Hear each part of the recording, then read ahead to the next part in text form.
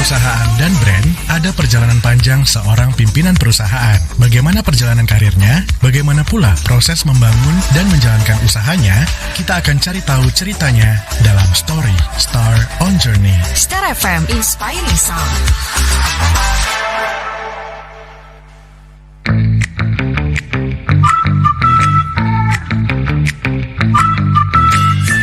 Dari MC Ngaji 41 Yogyakarta, 101,3 Star FM Inspiring Sound. Selamat sore, saya Denny Arta bersama dengan Anda di program baru Story.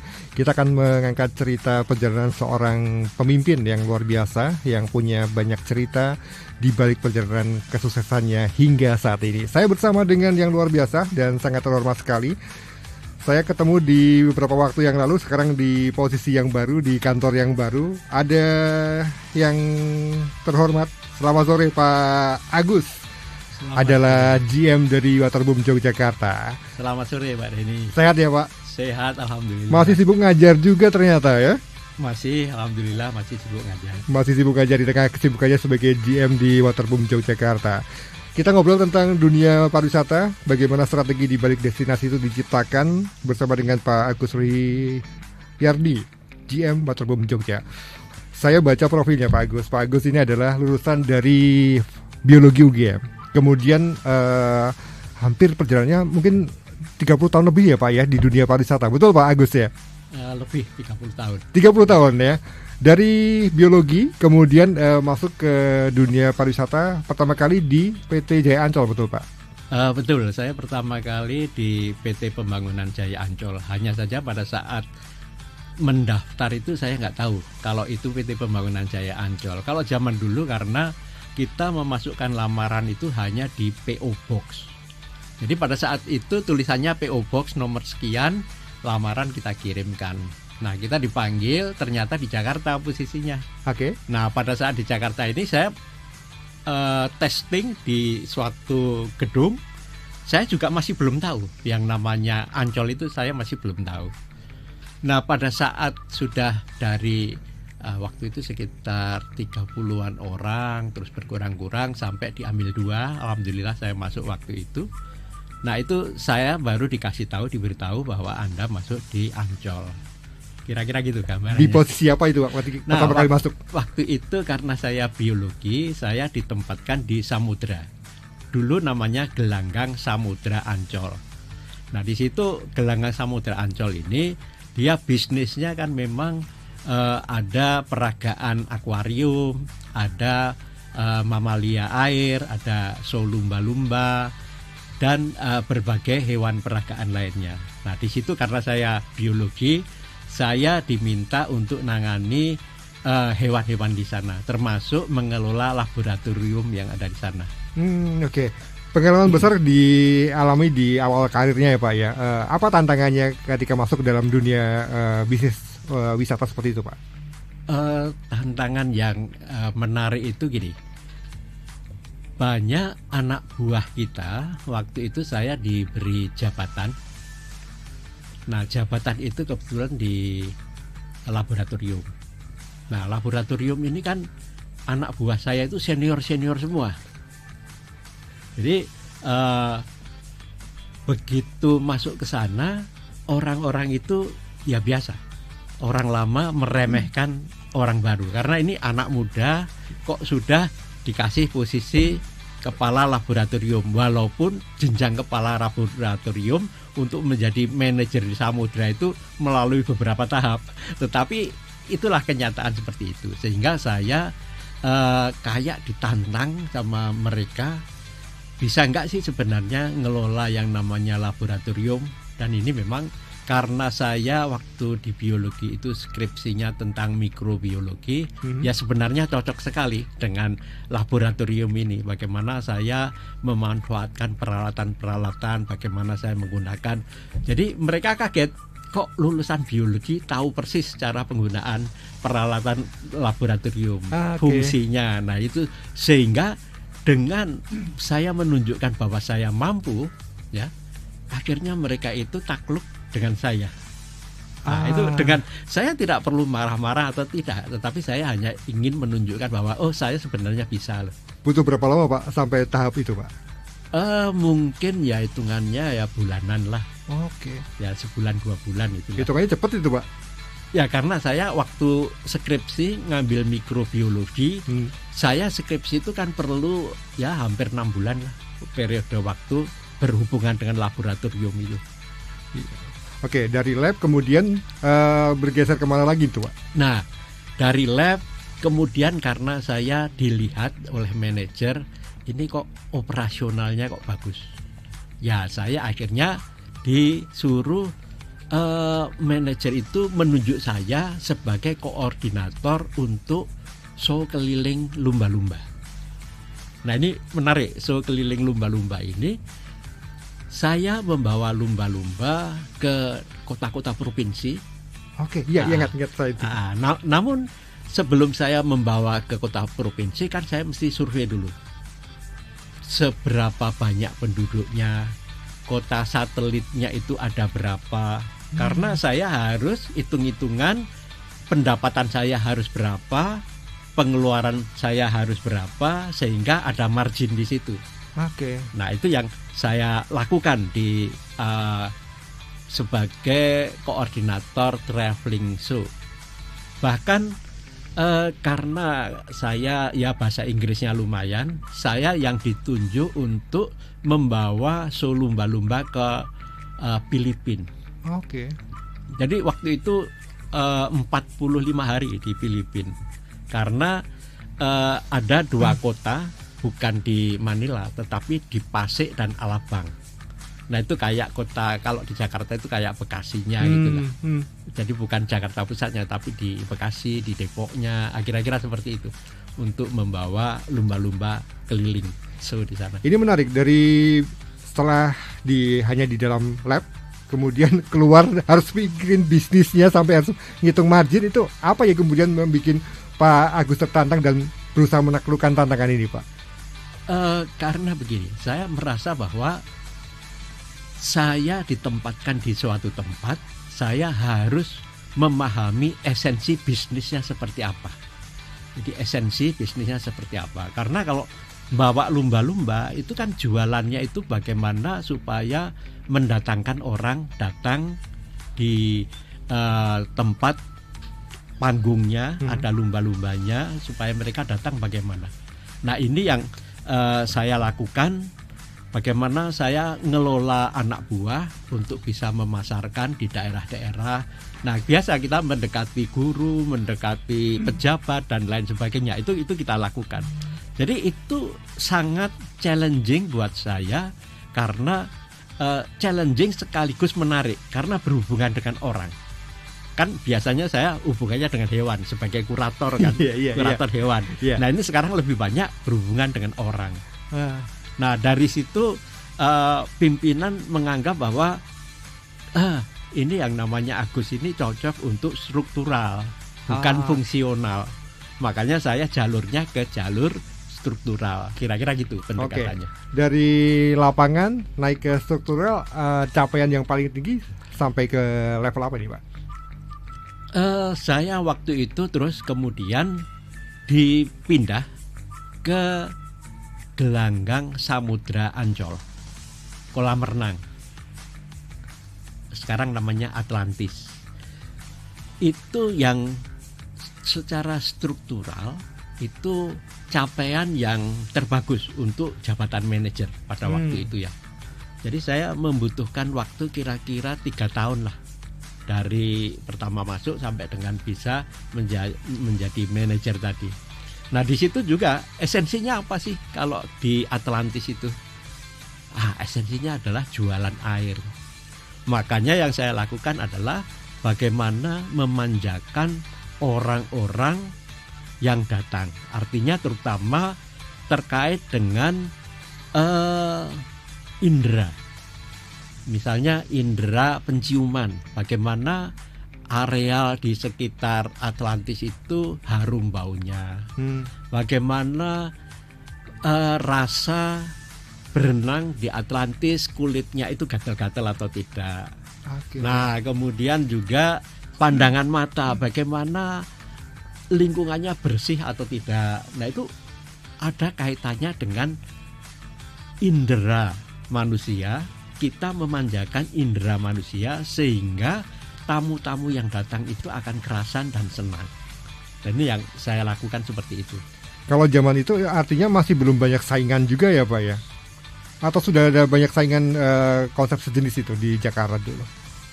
Kalau saingan belum banyak, tetapi kolam renang itu banyak sekali. Tumbuh berjamur itu kolam renang. Nah, waktu itu saya merubah konsep.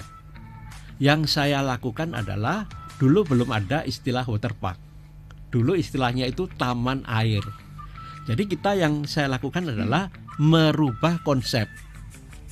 Tadinya kolam renang itu dinding itu warnanya kalau tidak abu-abu ya biru muda. Iya. Begitu saya, wah ini kok kayaknya menarik kalau kita rubah. Akhirnya saya bikin colorful seluruh areal Atlantis. Sampai saya itu dipanggil sama direktur maintenance saya, Pak. Direktur maintenance merangkap yang nangani masalah inovasi-inovasi. Iya. Saya ditegur, loh kamu kok merubah konsep ini bagaimana? Kok nggak laporan sama direksi atau apa? Nah saya ngomong, Pak, kita itu konsepnya saya rubah bukan untuk berenang, tapi ini adalah taman untuk bermain. Maka saya katakan taman air. Jadi dulu belum ada istilah waterpark, jadi nggak tahu istilah waterpark. Akhirnya, oh gitu loh. Nah, nanti kalau pengunjungnya turun bagaimana? Pak, saya tanggung jawab, Pak. Kalau memang tahun depan ini pengunjungnya turun, saya akan resign. Saya nggak usah dipecat, Pak. Saya akan resign, Pak, dalam hal ini. Jadi memang saya yakin, Pak, pada waktu itu. Bahkan saya kan sering undang teman-teman wartawan. Saya itu sampai ngomong gini, kalau Anda mau berenang di Atlantis, pakai jas pun boleh. Tidak harus pakai swimpak atau pakai baju renang. Iya. Pakai kaos boleh, pakai ini karena kita taman ini, tempat bermain itu. Jadi saya siapkan mainan-mainan macam-macam, warna-warni. Nah, itu rupanya banyak yang tertarik, Pak. Justru bisa naik pengunjungnya itu. Nah, itu yang saya merasa salah satu keberhasilan saya di dalam capaian saya itu seperti itu. Paling tinggi dulu pengunjung sampai tembus berapa, Pak? Kalau masih ingat? Kalau dulu pernah, Pak, yang surprising saya itu pernah ngajak kerjasama dengan PAMI atau apa? PAMI itu kelompok dangdut itu loh, Pak. PAMI ya namanya. PAMI. Ya. Iya. Nah, itu saya waktu itu dia jabatannya bukan pemimpin, tetapi salah satu yang yang dituakan oleh PAMI itu. Nah, saya kerjasama dengan mereka mendatangkan artis-artisnya. Nah, saya bagi hasil di situ, Pak. Oke. Itu bangsanya yang artis itu Elvi Sukaesih, terus yang perempuan yang nyanyi grupnya Manis Manja atau apa dulu ada namanya. Ada. Terus Ike Nurjana, terus ada 10, Pak. 10 artis-artis bagus-bagus. Nah, itu, Pak, percaya atau tidak, jumlah pengunjungnya luar biasa. Itu pertama kali kolam renang ada dangdut, Pak. Pengunjungnya itu bisa 21.000. Wow, luar biasa. Wah, udah nggak karuan, Pak. Karena waktu itu saya membuat di Ancol itu ada air terjun, Pak. Nah, panggungnya itu di atas air terjunnya itu.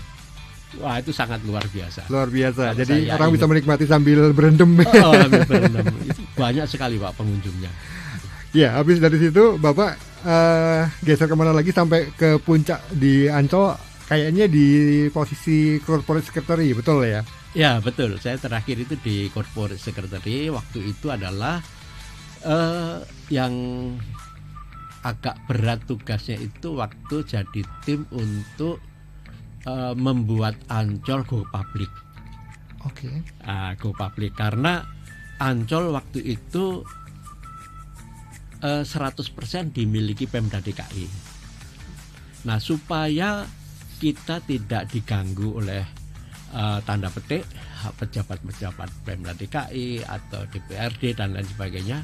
Kita membuat itu menjadi go public. Nah, pada saat go public itu memang due diligence yang dilakukan itu sangat-sangat ketat. Untuk IPO, initial public offering itu tahapannya itu harus banyak banget. Nah, itu kita harus melakukan, harus mendeklar kalau ada utangnya berapa, kalau ada kewajibannya apa. Nah, itu semua harus dideklar sampai kita itu bisa IPO, Pak. Walaupun IPO itu yang dijual itu hanya 10%, Pak. 10% itu kalau di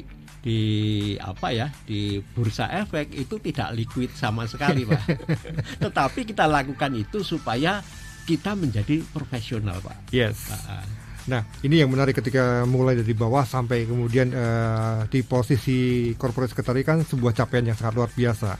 Dan yang menarik adalah Pak Agus memutuskan untuk move ke tempat yang lain. Apa yang membuat Bapak kemudian sudah saatnya saya bergerak dan saya cukup di sini? Sebenarnya saya ditawarin di beberapa anak usahanya Pemda DKI waktu itu.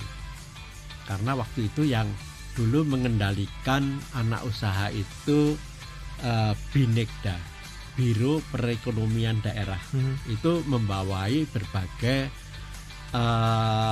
PT-PT miliknya Pemda DKI. Nah, kebetulan saya ini temennya banyak dari orang-orang Pemda. Nah, itu saya ditawarin untuk pegang ini, pegang itu. Tetapi tentu saja karena ini menyangkut pendapatan orang rumah, ya saya harus diskusi sama istri. Akhirnya istri saya ngotot supaya saya sampai pensiun. Nah, pada di tahun 2016 saya itu pensiun. Nah, tentunya, Pak, yang jadi masalah adalah orang menghadapi pensiun itu stres loh. Jadi kira-kira kalau pensiun ini apa yang harus saya lakukan nanti? Sehingga di situ saya mikir bagaimana saya harus bisa aktivitas. Nah, saya bikin ada minimarket, ada kacamata, ada sertifikasi, ada kursus, itu saya buat, Pak, waktu itu. Nah, kemudian saya itu kan suka berorganisasi, Pak. Nah, suka berorganisasi ini membuat teman kan banyak. Yes. Suatu ketika saya itu dapat surat, Pak. Saya pulang ke rumah, istri saya bilang, "Pak, ini ada surat." Loh, dari mana? Dari Kementerian Pariwisata. Nah, di situ saya buka. Begitu saya buka, tulisannya adalah, "Saudara Agus, Anda diminta ikut fit and proper test untuk mengisi jabatan direktur di badan otorita." Nah, waktu itu saya nggak tahu badan otorita yang mana. Iya. Kan gitu kan. Nah, dalam hati saya, ini saya dapat undangan ini kok tahu-taunya di mana ini? Orang dapat informasi dari mana? Ya. Kok bisa-bisanya mungkin banyak orang yang memimpikan jabatan itu, Pak. Tetapi kok saya mendapat penawaran itu? Ya karena ini mungkin jangan-jangan rezeki saya di situ. Saya akhirnya berangkat ke psikologi terapan UI untuk testing itu, Pak. Tempatnya itu di Salemba waktu itu. Yes. Sudah banyak orang yang nunggu ikut tes itu ya. Saya ikut tes apa-apa. Nah, sesudah itu kira-kira 3 bulan, Pak. Itu nggak ada berita, Pak. Saya mikirnya, oh ya sudahlah, nggak diterima. Saya cuma mikirnya gitu kan. Belum rezekinya gitu. Belum ya. rezekinya. Tahu-tahu saya dapat WA dari Kementerian Pariwisata. Saudara Agus, nanti manggilnya Pak Agus waktu itu. Mungkin dia bawahan ya mungkin ya. Pak Agus, Anda diminta untuk datang hari Sabtu ketemu Pak Menteri. Zamannya Pak Menteri Arief Yahya. Arief Yahya. Arief Yahya. Nah, saya datang, begitu datang di sana sudah ada 4 orang lain. Oh, dalam hati saya, oh berarti jangan-jangan saya masuk ini. Kalau kan direktur kan pasti ada direktur utama, Yes. ada direktur marketing, ada direktur destinasi, ada direktur kelembagaan, ada direktur keuangan kan gitu kan. Jadi saya pikir gitu. Bener, di situ disampaikan sama Pak Menteri. Tolong Anda semua nanti akan dijadikan penanggung jawab Badan Otorita Borobudur. Nah, untuk itu tolong siap-siap besok Senin untuk pengangkatan. Jadi hari Sabtu dipanggil, Senin siap-siap untuk diangkat. Ini menarik ya. Saya yang wah ini berarti orang memantau track recordnya Bapak di sebelumnya mungkin seperti itu mungkin ya Pak Agus ya. Mungkin. Hanya saya nggak tahu siapa yang memberi informasi itu, saya nggak tahu. Sampai sekarang nggak ketahuan. Nggak ketahuan. Nah, ini perjalanannya masuk ke BOB. Tapi sebelum itu saya penasaran juga sebelum nanti kita ngomongin tentang kiprahnya di BOB. Saya baca juga Pak Agus ini kan juga sangat memperhatikan pendidikan.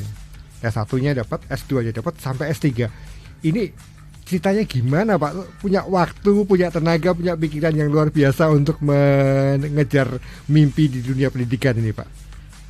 Kalau sekolah itu sebenarnya saya ini kayak apa ya, dijadikan manajer di Atlantis.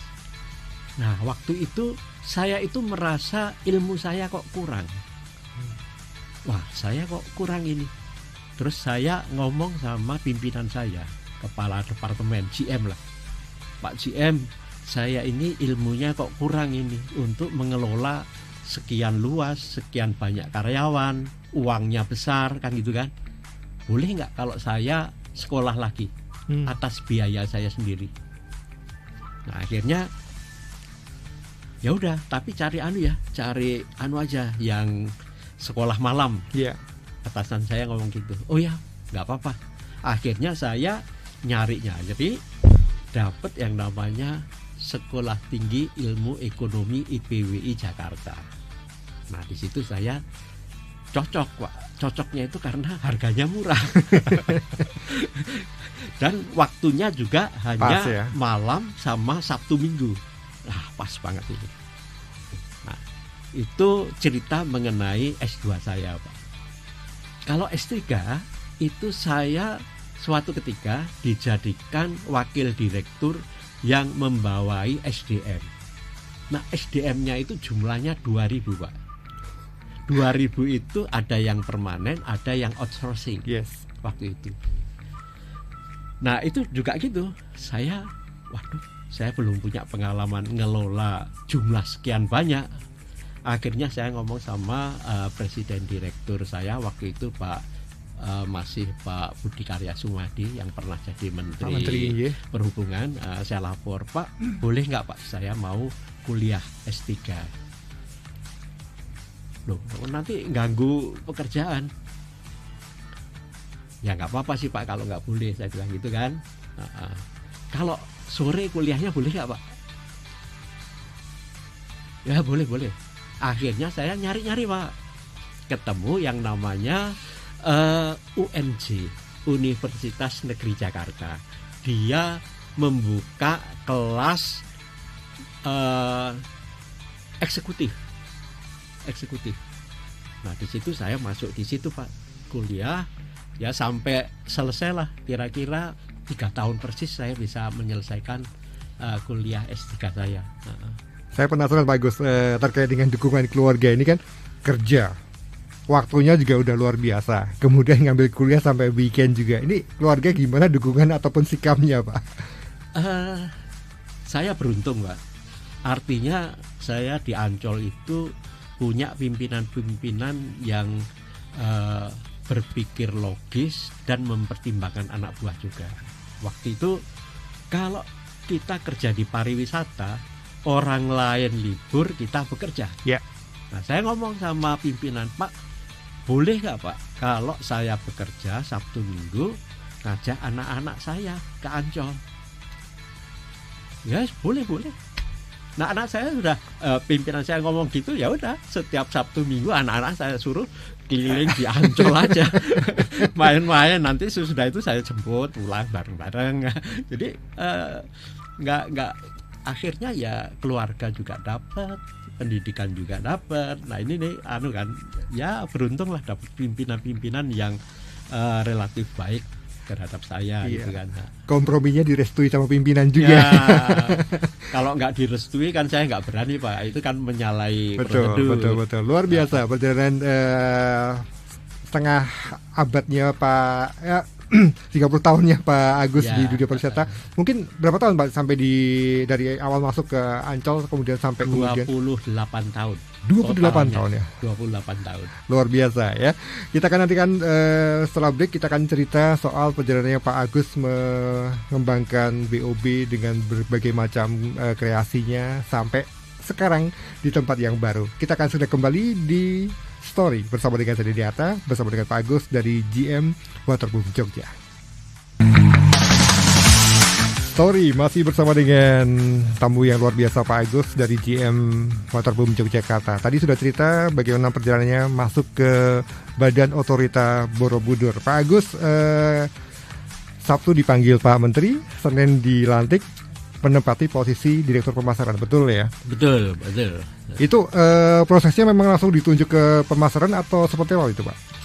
Kalau itu memang sudah ditentukan oleh pada saat wawancara mungkin ya, dari situ ketahuan ini cocoknya untuk posisi di mana, apakah di destinasi, ataukah di kelembagaan, ataukah di pemasaran. Nah mungkin saya dipandang lebih banyak mengedepankan bagaimana cara memasarkan, makanya saya ditunjuk sebagai Direktur Pemasaran Badan Otorita Borobudur. Ketika masuk apa yang langsung digas sama Pak Agus ini untuk programnya BOB di pemasaran Pak? Ini kan sesuatu organisasi baru, Perpres ya. Nah, Perpres peraturan Presiden ini menyatakan Badan Otorita Borobudur itu suatu organisasi baru. Banyak orang yang mengira kita itu sama dengan ngelola Borobudur, padahal tidak. Karena kita lebih ke destinasinya Pak, sesuai dengan judul strategi di balik destinasi. Jadi kita tugasnya itu adalah mengelola atraksi, kemudian destinasi itu kan ada atraksinya, ada aksesibilitasnya, terus kemudian itu yang kita lihat di seluruh Joglo Semar. Misalnya kita lihat daerah Sangiran. Nah Sangiran itu kan jalannya sempit. Nah itu kita laporan ke Dewan Pengarah Pak. Dewan Pengarah itu ada 18, ada 2 menteri dan 2 gubernur. Nah laporan yang kita sampaikan adalah daerah sini kondisi jalannya kayak gini. Nah ini yang harus diperbaiki. Nah, itu tuh salah satu Dewan Pengarah kita itu Menteri PU. Nah dia nanti yang mengeksekusi Pak. Jadi tugas kita adalah bagaimana pariwisata di Joglo Semar ini menjadi sesuai yang diharapkan oleh para wisatawan. Aksesnya bagus, atraksinya bagus. Nah itu membuat menarik wisatawan untuk datang. Nah waktu tadi Pak Denny tanya apa yang digas pertama kali. Sebenarnya pertama kali kita datang itu kayak babat hutan belantara Pak. Babat alas ya. Karena apa? Karena satu, gedung kita belum ada. Kita nyari dulu Pak, mana tempat yang bisa disewakan untuk Badan Otorita Borobudur ini. Karena kita melihat bahwa nanti Badan Otorita itu karyawannya akan banyak. Dan terbukti Pak, sekarang ini sudah ada 75 Pak. Dimulai dari kita berlima Pak. Kita berlima itu datang ke sini, kita cek tempat ini, kalau kita sewa berapa lama bisa ini kan gitu kan. Nah sesudah kita mendapatkan tempat, kita rekrutmen untuk pemasaran berapa orang, ini berapa orang, ini berapa orang, kita lakukan untuk rekrutmen itu. Nah, kemudian di Perpres itu salah satunya itu kita harus mengelola lahan seluas 309 hektar. Nah, waktu itu sudah ditentukan lokasinya itu di Bukit Menoreh. Nah, di Bukit Menoreh itu kita lokasinya. Akhirnya ya prosesnya panjang lah. Tanah itu bisa kita kuasai, Badan Otorita Borobudur kuasai dengan membeli punyanya Kementerian Lingkungan Hidup. Nah, dari beli itu kita paralel ini harus supaya terkenal bagaimana. Nah, itu kan tugas saya. Akhirnya saya membuat yang namanya Glamping Deloano. Yes. Glamping Deloano. Glamping Deloano itu dulu di Jogja belum populer, Pak. Bahkan produk glamping kita itu dicontoh untuk Mangunan, Pak. Mangunan itu contoh kita. Jadi kita bikin Glamping Deloano. Nah, di situ kita melihat bahwa harus mengeluarkan biaya untuk pembuatan glamping tadi, terus mempromosikan. Nah, mempromosikan ini juga kan biaya kan tidak segampang kita buang duit, kan nggak segampang itu. Akhirnya ya kita bagaimana supaya populer dengan low cost high impact. Nah, saya nyari teman-teman bagaimana yang bisa kita mintai bantuan. Akhirnya kita bikin yang namanya pertunjukannya si orkestranya si siapa itu namanya yang populer di Indonesia itu siapa namanya? Erwin. Satunya lagi Erwin yang istrinya penyanyi itu. Oh, Dwiki Darmawan. Dwiki ya? Bukan. Erwin Gotama ya? Erwin Gutawa, iya. Gutawa. Nah, di situ kita membuat pertunjukan itu. Tujuannya supaya orang banyak kenal daerah itu. ADMS tadi. Oh, ADMS. Nah, ADMS kebetulan teman saya itu ada yang kenal, itu dapat harga murah. Tapi bukan kita mengundang orkestra dari dia, tidak. Kan mahal kalau kita ngundang. Yang kita minta adalah dia melatih orang-orang SMR. SMR itu seni musik yang di Jogja. SMM Yogyakarta, betul ya Pak ya? Sekolah menengah musik. Nah, sekolah menengah musik. Nah, itu yang kita ngubungi sekolahan itu. Nah, mereka senang karena akan dipandu oleh si ADMS tadi. Akhirnya pagelaran itu bisa terjadi. Kita hanya membayar murah banget karena yang kita undang kan bukan orkestranya ADMS. Kita minta bantuan ADMS. Nah, itu bisa terlaksana. Nah, itu juga gaungnya juga relatif besar. Sehingga kita namakan daerah tersebut Borobudur Highland. Oke. Karena tempatnya tinggi. Jadi tempatnya itu 900 mdpl. Jadi relatif tinggi lah. Jadi kalau sudah jam 4 sore itu sudah mulai terasa dingin. Oke. Sudah terasa dingin. Ya, bagus. Kalau kita ngomongin tentang tantangan di BOB sebagai badan otorita yang cukup baru pada saat itu ya, apa yang kemudian menjadi Pak Agus rasakan, tantangan seperti apa yang kemudian dirasakan, dan bagaimana Pak Agus bisa menaklukkan tantangan besar itu? Yang pertama, kita sebagai lembaga baru itu memang dicurigai, Pak. Dicurigai oleh teman-teman dari asosiasi-asosiasi. Jangan-jangan ini nanti merebut pasar saya. Jangan-jangan ini. Oke. Bahkan Pemda pun juga karena belum begitu paham, kita dicurigai juga. Ini badan otorita bagaimana nih, sehingga kita mau nggak mau harus sosialisasi. Oke. Kita sampaikan tujuannya adanya badan otorita seperti apa. Dari hasil sosialisasi itu membuat sekarang ini teman-teman asosiasi itu merasa senang karena kita bantu semua Pak, program-program yang mereka nggak bisa jalan kita bantu supaya itu bisa jalan, karena memang tugas kita untuk menggaungkan bagaimana Joglo Semar ini pariwisatanya menjadi naik. Nah ini kan kita butuh mereka, harus ada kolaborasi di antara kita dan mereka.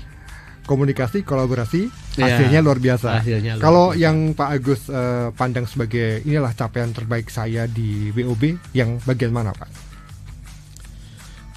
Saya merasa capaian terbaik saya adalah saya mampu menggaungkan badan otorita itu menjadi institusi lembaga yang dikenal sementara ini dikenal di kalangan pariwisata, itu sudah tahu semua tentang badan otorita Borobudur. Artinya saya sebagai direktur pemasaran di situ sudah menjalankan tugas sebagaimana yang diamanatkan. Jadi itu saya merasa bisa melakukan itu, ya saya merasa ya banggalah dengan apa yang sudah saya capai itu. Oke, purna dari BOB, Pak Agus kemudian berlabuh di Waterboom Jogja. Atau masih ada perjalanan lain yang saya tidak tahu ini Pak? Ada. Jadi begitu, kalau di BOB itu statusnya kan P3K, pegawai pemerintah dengan perjanjian kerja. Oke. Jadi PSN, pegawai sipil, ASN ya, aparatur sipil negara itu ada dua. Satu PNS, satunya P3K. Yeah. Nah saya yang P3K. Bedanya apa? Bedanya itu yang perjanjian kerja tadi tidak dapat pensiun. Yeah. Bedanya cuma itu, semuanya sama. Nah, begitu sudah selesai, karena kontrak perjanjiannya sudah selesai, saya awalnya mau pulang ke Jakarta ini. Tapi rupanya saya harus lebih lama lagi karena entah gimana ceritanya, tahu-tahu saya dihubungi UGM untuk ngajar di sana. Oke. Karena saya dianggap mampu sebagai praktisi akan memberikan kontribusi untuk mahasiswa-mahasiswa. Nah, dari situ akhirnya saya ngajar di sekolah vokasi UGM. Nah, dari situ saya ngajar, dikasih kalau nggak salah waktu itu 3 mata kuliah. Dikasih 3 mata kuliah. Terus ada tawaran lain lagi dari ISI. ISI itu ngajar 2 mata kuliah, ekonomi kreatif dan event management. Oke. Ekonomi kreatif itu di pasca sarjana, sedangkan yang event management itu di S1-nya. Nah, kemudian ada teman saya SMP, dia direktur salah satu sekolah tinggi ilmu ekonomi. Tahu kalau saya ngajar, dia ngubungi saya langsung. Saya diminta untuk ngajar juga di sana. Nah, akhirnya selama setahun 2 tahun itu aktivitas ngajar saya itu frekuensinya tinggi sekali. Oke. Jadi ibaratnya dari Senin sampai dengan Jumat itu sudah full lah. Sudah full. Karena jumlah SKS yang saya dapatkan memang tinggi. Nah, suatu ketika saya itu dapat telepon dari orang Jakarta yang nggak saya kenal. Pak Agus, perkenalkan, saya nama seseorang. Terus kemudian, oh ya, ada apa? Pak, bisa nggak Pak? Pimpinan saya mau ketemu. Ada apa ya? Saya sekarang di Jogja, tapi minggu depan saya mau ke Jakarta. Saya jawab, oke Pak, minggu depan saya tunggu Pak. Akhirnya benar. Begitu saya pulang nengok anak cucu, nah kemudian saya mampir ke tempatnya dia. Rupanya itu adalah pemilik Waterboom Jogja. Jadi Waterboom Jogja itu dimiliki sebagian oleh Gusti Kanjeng Ratu, terus sebagian oleh orang Jakarta. Nah itu ceritanya saya dapat itu tadi. Ya mungkin banyak orang yang memimpikan, tetapi saya yang dapat itu ya rezeki lah Pak. Kalau kita ngomongin tentang menakodai Waterboom Jogja, kalau dulu kan Jakarta, Ancol kan levelnya nasional, bahkan sempat internasional juga. BOB kan kita tahu juga nasional juga. Kemudian menaungi sebuah Waterboom Jogja yang skupnya mungkin lokal ya Pak ya. Apa tantangan kemudian membangun industri yang lokal ini Pak? Sebenarnya menurut saya ini tantangannya justru luar biasa. Kenapa? Karena waterpark itu rule of thumb-nya 5 tahun itu harus ada inovasi baru. Okay. Nah, Waterboom di Jogja ini 10 tahun belum ada inovasi baru. Ya karena berbagai hal lah, sehingga tidak mampu melakukan inovasi baru. Nah, saya ditantang bagaimana supaya Waterboom Jogja ini tetap survive. Bagaimana jumlah karyawannya yang 162 orang ini masih bisa menerima gaji. Kan gitu kan? Nah, tentunya saya juga punya pemikiran, saya dorong ada pergeseran di dalam cara memasarkannya. Artinya saya punya tim sales, saya punya tim marketing. Nah, ini saya dorong mereka lebih aktif di sosial media. Oke. Jadi media mainstream, koran atau apa itu kita tinggalkan. Kita akan konsentrasi di sosial media. Nah, setiap seminggu sekali kita melakukan rapat, Pak. Kita monitor betul. Kalau di sosial media itu kan ada bintang 1 sampai bintang 5. Kan gitu kan? Ya. Nah, sekarang ini nilai kita adalah 4,6. Karena kita monitor betul. 1 minggu itu kira-kira yang ngasih bintang 1 ada berapa? Yang ngasih bintang 2 ada berapa? Nah, itu saya perhatikan betul, Pak. Kita monitor di situ. Ini menjadi tantangan kita. Bagaimana supaya Waterboom Jogja ini kembali gaungnya bisa terdengar di masyarakat luas. Nah, untuk canvassing ini kita juga lakukan bagaimana kita menambah channel distribusi, Pak. Bagaimana kita sekarang ini sudah kerjasama dengan perguruan tinggi, Pak. Kita kasih harga khusus, Pak.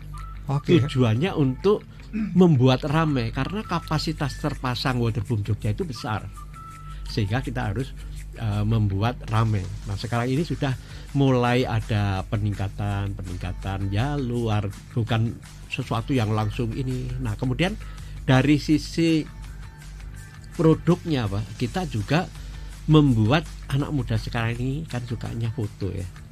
Nah, kita di beberapa tempat kita membuat produk-produk Instagramable yang bisa mereka foto-foto untuk share kepada teman-temannya. Nah, ini menjadi sesuatu yang menarik. Jadi tantangannya memang sangat luar biasa, tetapi saya yakin ini bisa tumbuh dan berkembang. Jadi keyakinan itu penting, karena saya selalu mendorong anak buah itu punya keyakinan keberhasilan. Karena dengan keyakinan keberhasilan itu otomatis sudah dengan sendirinya ada potensi ke sana. Jadi semangat. Seperti sekarang besok tanggal 15 kita bikin yang namanya Color Run. Color Run itu, Pak, di tanggal 15 itu ada 3 tempat yang sama. Di Malioboro, di Jia, di tempat saya. Nah, target saya udah tercapai. Saya udah close harusnya tanggal 10, tanggal 8 sudah saya close, Pak. Itu kuncinya apa itu, Pak? Nah, kuncinya adalah bagaimana beberapa strategi gimmick yang kita lakukan. Misalnya di sosial media, pada saat pembukaan kita kasih harga tertentu sebagai kayak flash sale lah. Yes. Flash sale itu kita lakukan. Nah, habis itu kita kembali harga normal kita lakukan. Nah, kemudian di tengah perjalanan kita bikin paket pasangan ya, kayak diskon 10% lah. Nah, itu juga naik lagi sampai dengan terakhir tanggal 10 itu banyak komplain kita, Pak. komplain kalau Bapak buka IG-nya Waterboom Jogja itu, kenapa kok sudah ditutup tanggal 8? Kan harusnya tanggal 10. Ya ini kuotanya sudah habis kan gitu kan. Komplainnya bukan karena masalah tapi karena tidak dapat jatah ya. Mereka nanya ada yang cancel nggak? Sampai segitunya, Pak? Sampai segitunya. Okay. Itu sampai dengan 25-an orang loh yang sampai nanya gitu. Oh, saya memikir bahwa ini ada potensi untuk coloran seri 2 nantinya. Jadi ini positif, Pak. Ini saya pikir iya. Nah, ya. Kalau kita ngomongin tentang ilmunya, Pak, ilmunya di Ancol, ilmunya di BOB, apakah juga ada ilmu juga yang diterapkan juga di Waterboom ini, Pak? Secara prinsip sama, Pak. Prinsip ya. Artinya kita harus memahami esensi dari barang dagangan kita. Okay. Yang kedua adalah bagaimana memanjakan indera manusia. Itu yang kedua. Nah, yang ketiga adalah bagaimana secara konsisten kita melakukan perbaikan-perbaikan yang diistilahkan continuous improvement. Itu yang kita lakukan. Jadi 3 hal ini sangat penting untuk dilakukan di bisnis apapun. Jadi kalau kita sudah memahami pakem itu, kita mau ditempatkan di mana saja sebenarnya sudah nggak ada masalah lagi. Oke, ini menarik ya. Ini ilmu daging buat saya. Pak Agus, kalau dalam bayangan ataupun dalam harapannya Pak Agus, Waterboom Jogja ini akan dibawa kemana dalam versinya Pak Agus nih? Kalau saya ya, memang tujuan saya itu maunya pangsa pasar itu saya geser ke anak muda. Kenapa anak muda? Karena memang wahana yang ada di Waterboom Jogja ini memang sarana untuk anak muda. Bagaimana kita ada slide yang untuk berempat, ada slide yang untuk bertiga, ada slide yang untuk berdua, ada slide yang untuk sendirian. Jadi kita variasinya banyak. Dan di situ keseruan itu betul-betul kita ciptakan. Nah, kemudian dengan itu caranya adalah kita selalu melakukan live TikTok. Yes. Nah, kita wawancara orang yang habis naik atau apa. Testimoninya testimoni. Nah, ini kan sebenarnya harapan kita testimoni ini dibaca, didengar oleh orang-orang sehingga mereka tertarik. Nah, kemudian yang lain lagi adalah saya mensyaratkan seluruh karyawan Waterboom untuk selalu ngikut orang SDM, omongannya orang SDM. Nah, orang SDM ini sudah saya minta tolong setiap hari Anda buat status untuk karyawan. Okay. Nah, status itu setiap hari muncul di karyawan kita. Nah, temannya kan banyak, Pak. Yes. Seperti saya memunculkan status saya, itu ada 130, kadang 150. Jadi banyak sekali tuh orang lihat itu. Itu kan sebenarnya promosi juga, Pak. Yes. Secara ketok tular kalau secara ketok tular itu kita lakukan juga. Oke, nah Pak Agus, waktu kita sayang sekali terbatas, padahal saya masih pengen banyak menggali ceritanya Pak Agus. Tapi ada satu hal yang saya pengen tanyakan. Banyak orang bermimpi untuk berada dalam industri pariwisata. Bagi mereka yang baru belajar ataupun pengen masuk ke dalam dunia pariwisata, apa yang pengen Pak Agus sampaikan? Apa yang harus disiapkan ketika pengen masuk ke dunia pariwisata? Apakah ada kemampuan khusus, ada skill khusus, ataukah ada kekuatan semangat khusus yang harus diciptakan di situ, Pak? Sebenarnya yang ingin saya sampaikan ini bukan khusus untuk pariwisata saja, tetapi secara umum. Kita sebagai pribadi itu harus memahami situasi dan kondisi kita. Artinya gini, kita itu dilihat oleh siapa yang akan menentukan jalannya kita, ya. Itu yang harus kita perhatikan. Misalnya saya ngasih contoh, kalau di dalam pertempuran itu kan ada tentara yang membawa scatter gun, kayak mitrailleur gitu ya, nembaknya gitu kan. Terus ada yang sniper gun yang nembaknya satu-satu, tetapi tepat kan gitu kan. Nah, ini yang saya maksud.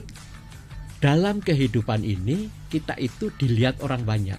Bagaimana kita bisa memanfaatkan scattergun. Contohnya kalau saya sering nulis, ya udah saya tulis di koran itu scatter. Artinya banyak orang yang melihat, oh Pak Agus ini senangnya di pariwisata, oh dia ahlinya di pariwisata, itu kan. Nah kemudian kalau yang sniper tadi itu saya tujukan untuk atasan saya, supaya saya tahu atasan saya ini hobinya apa. Saya bukannya ngolor atau jilat, tidak, tetapi saya ingin mematchkan apa yang saya punya dengan yang punya atasan, sehingga dengan seperti itu atasan itu bisa memahami siapa saya. Nah itu di semua industri pariwisata. Oke.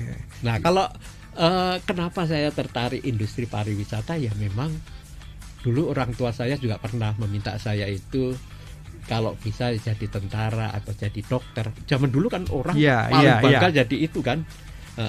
Ya saya nggak tega ngeliat darah, nggak tega ngeliat orang sakit. Di pariwisata ini cocok lah buat saya, kira-kira gitu. Oke, jadi ada konsistensi yang dilakukan oleh Pak Agus sampai kemudian pada titik ini luar biasa. Hormat Pak, 30 tahun lebih di dunia pariwisata yang tentu saja mengalami roller coasternya pariwisata ya, betul loh ya. Betul. Luar biasa. Terima kasih Pak Agus untuk inspirasi kita di sore kali ini. Semoga obrolan kita membawa banyak insight bagi para pendengar kita juga yang lagi menyaksikan di streaming. Sekali lagi terima kasih, sukses selalu Pak, sehat selalu Pak. Terima kasih Pak Denny, salam sejahtera buat kita semua. Salam sehat, penuh semangat. Terima kasih. Siap, terima kasih Pak Agus dari GM Waterpom Yogyakarta yang sudah bercerita di story untuk episode kali ini. Terima kasih untuk kebersamaannya. Sampai jumpa. Tunggu tamu selanjutnya. Saya Dini Arta. Selamat sore.